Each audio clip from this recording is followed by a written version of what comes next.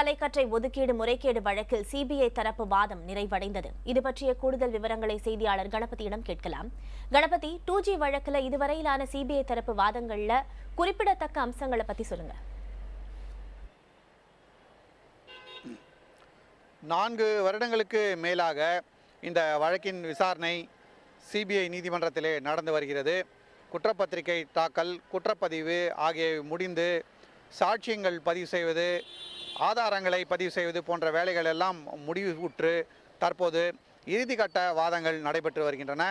அந்த சூழ்நிலையிலே சிபிஐ தான் முதல் கட்டமாக தனது இறுதி கட்ட வாதங்களை எடுத்து வைத்து கொண்டிருந்தது. அதிலே முக்கியமாக ஸ்பெஷல் பப்ளிக் ப்ராசிக்யூட்டரான ஆனந்த் குரோவர் இந்த வழக்கிலே சதி எப்படி நடந்தது, அதற்கு காரணமானவர்கள் யார், அதற்கு ஆதாரங்கள் என்னென்ன, சாட்சியங்கள் யார் யார் என்ற விஷயங்களை எல்லாம் தொடர்ந்து வாதிட்டு கொண்டிருந்தார். இந்த வாதங்களை விரைவாக முடிவுக்கு கொண்டு வர வேண்டும் என்று சிறிது நாட்களாகவே நீதிபதி OP சாய்னி அவர்கள் வலியுறுத்தி கொண்டிருந்தார். அதன்படியே இன்று சிபிஐ தரப்பு இறுதி வாதம் இன்று முடிவடைந்தது.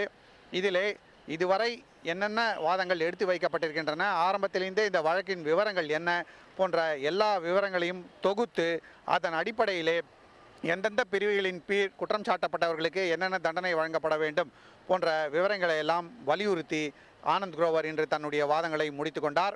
ஆகவே இந்த 2G அலைக்கற்றை வழக்கிலே என்ன சதி நடந்தது, இதனால் அரசுக்கு என்ன நஷ்டம், இதற்கு காரணமானவர்கள் யார் யார், இதற்கு ஆதாரங்கள் சாட்சியங்கள் என்னென்ன போன்ற அனைத்து விஷயங்களையும் தொகுத்து இன்று தனது இறுதி வாதத்திலே ஆனந்த் குரோவர் வைத்து இத்துடன் தன்னுடைய இறுதி வாதத்தை முடித்து கொண்டார்.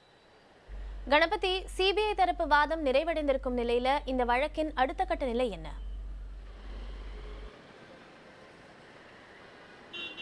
அதாவது சிபிஐ தன்னுடைய வாதங்களை முடித்து கொண்ட பிறகு குற்றம் சாட்டவர்கள் தங்களுடைய தரப்பு வாதங்களை எடுத்து வைக்க வேண்டும்.